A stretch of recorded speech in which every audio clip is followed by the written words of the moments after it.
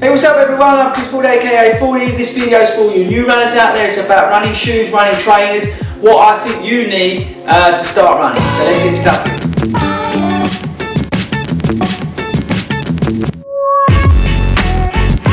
Hey everyone, I'm Chris Ford aka FORDY. Thanks for coming back to the channel. If you are new to the channel, make sure you're hitting that subscribe button down below to stay up to date with all my latest videos. I've got plenty on the channel, I've got new stuff coming out as well, so say by hitting that you're going to stay up to date with everything that's got coming on the channel. As I said in the intro, this video is all about running shoes and it's part of the new to running series that I'm doing for you new runners out there. So I've got a quick guide to the sort of shoes that you need to think about. These are my running shoes. These aren't necessarily the ones you need to buy, but I've got a few suggestions which I think will help you. It's definitely something to think about. The running shoe is obviously your most important part of your running kit, and I think it's where you need to spend your money. As I mentioned in the new to running gear, running kit video I did, spending money on your running shoes is probably the best place you can spend that money. What I would suggest you do if you're going to go and get yourself a pair of running shoes is get yourself along to a running shop that's got a treadmill, or like if you go to the ASICS Centre, they do some 3D fancy stuff. But you really need to get fitted properly with your running shoes. Everybody's different with regards to their running. Some you've got over pronounces, under pronounces, you've got people who like high arches, low arches, you've got people with flat feet, and some people want more cushion, less cushion, you've got heel drops, offsets. There's so much involved in running shoes, believe it or not. You need to think about those elements. You can just go along and get yourself a pair of Sports Direct and crack on, right? That's the good thing about running. But you're going to start needing to think about proper running shoes if you're going to take this serious, because you could get yourself injured, you could be getting yourself blisters, and it's really important that you get the right shoe to fit your running style. I've got a series of trainers here that I use, and I'm going to tell you about each one and why I use them, and it's going to give you something to think about hopefully, and then you can take that information along to your running centre wherever you go, and you can discuss which is best for you. So it's interesting, my sort of arsenal of trainers, because I've probably got a bit for everybody here. I am a neutral runner, which means I'm pretty bog standard, like most people out there, so I don't require too much. The only thing I would say is I do kind of, I don't know what it's called exactly, but I do land a bit heavy. So I do like to run, and this is the first shoe that I'm going to show you, in a cushioned shoe. This is a Nike Lunar Epic. This is a few years old now. These are being phased out, but I still love these shoes. I've got a couple of pairs of these, and they've got a high amount of cushioning. You can see the laser cuts along the sole. They're extremely lightweight, and I use these for my kind of easy runs. So you can check all my videos out about the different terminologies, but just basically an easy run is just getting your shoes and just going at a nice gentle pace where you can hold a combo. You're just putting miles on, right? And I love these shoes. I will run in these till the cows come home.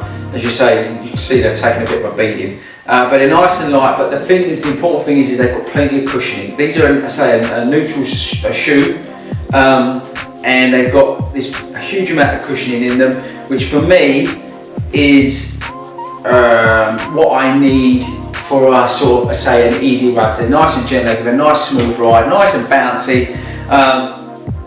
They're not a race shoe, I wouldn't wear them racing, but I say they're just a nice gentle shoe. All my shoes, just so you know, are Nikes. That's not to say that you need to buy Nike. I have no allegiance to Nike or anything like that. This is the brand that I felt that suits me. There's plenty of other shoes out there, you know, you've got your Hokas, your ASICS, your New Balance, your Under Armours. There's so much out there, and there's so many different variations, and you've got to find something that Brooks and whatever, but to find that suit your feet. But I'm just going to talk about my shoes because I think, as I said, it's an idea to get you thinking about as you go along to get your new pair of running shoes. Talking about sort of the cushioning side, these Lunar Epics have been replaced with these Nike Epic Reacts. These are the new shoes out from Nike. If you check up there, you can see, and you click on that, that's the review of these. I wasn't that impressed with them, to be honest with you, but what they do for me is they replace these guys. So for my easy runs, and in particular in the summer, because they're a very lightweight shoe, they seem to be cooler than the other shoes which I'll get onto. So I'll be wearing these, like as I said, if I'm doing nice easy runs in the summer, I'll be wearing these. So these will get a bit more pasting, but I don't think they'll last that long, as I said, if you check the review out about the sole.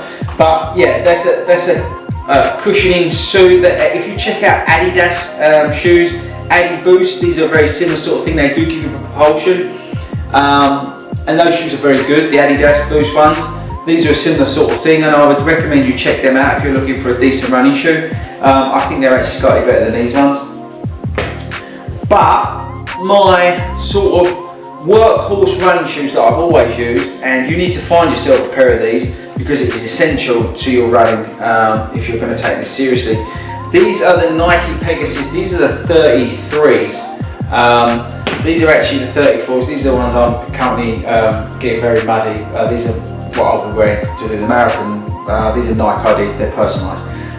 But the Nike Pegasus range is the kind of, let's call it workhorse of the family. I wear these for my extremely long runs. I wear these to run half marathon distancing, and obviously, as I said to you, the marathon, I'm going to be wearing these shoes. These are a neutral running shoe, they're lightweight. They do have an element of cushioning in them. They've got this Nike Zoom system. They haven't got a particularly high arch in them. They've got plenty of grips in them. And these, as I said, if you're looking for an everyday running shoe that's going to do you everything that you possibly need, you probably can't go too far wrong with the Nike Pegasus. I actually did a review on the 34 Pegasus, and to be honest with you, I prefer the 33s. I think I gave these an 8 out of 10 because for whatever reason they come up slightly narrower than these guys. You can get wide fits, by the way. But a Nike Pegasus is probably a good place to start if you're looking for an everyday running shoe. They're not over the top price wise. They're not going to kill your wallet, and they're going to last. I say these ones are a year and a bit old. Don't forget, I'm doing quite a bit of miles. You do need to change your shoes when you get to a certain amount of miles, and each manufacturer is different, so check that when you do buy them. But I love these Nike Pegasus. You really can't go wrong with them. They are, I say. You speak to anybody, check the magazines, go online, Google it. A Nike Pegasus, you can't really go wrong. They're like an Asics, the Asics, what are they, the Gel Nimbus, I can't remember which ones they are. But again, they're sort of that everyday shoe that you can wear and you're going to get a comfortable ride. They're going to give you plenty of feedback. They're not too heavy, and they're not going to, do you any harm injury-wise and stuff like that.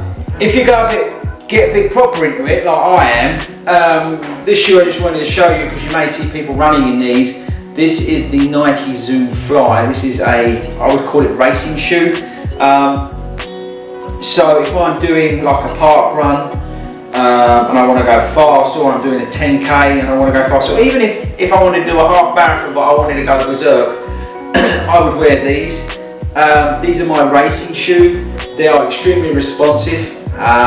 You have to be running quite fast to get the benefits out of these shoes. They are very lightweight. They do a 4% one as well, which has got like a carbon thing in it that gives you a lot more kick. But if you're looking for a racing shoe, I think that I gave these a 10 out of 10 on the review. You can't beat these guys. This is actually my favourite running shoe. That's only because I like to really go at it. But really, for you guys, the new runners out there, you need to be looking at your Nike Pegasus.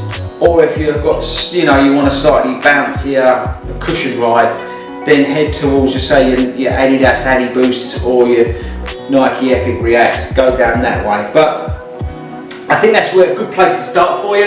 But the most important thing with your shoes is to get fitted, get yourself down to a runner's league or somewhere like that, where they get you on a treadmill and they get you doing a gait analysis. And they check your feet out, they check how you're running along, and you get fitted properly. It can be a bit trial and error with running shoes. You might walk away with a pair that actually don't end up working for you, but make sure you spend the time and spend the money in your running shoes. I would say the best place to spend your money and spend your time when you're now getting into this running malarkey.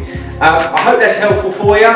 If you've got any comments, stick them below. If you've got any questions, stick them below. If you want to ask me anything about what I've talked about today, stick your comments below. Give the video the thumbs up, support the channel for me. Make sure you are hitting that subscribe button. As I say, this is part of the New to Running series. Check out the other videos in this series. I've got tips in here.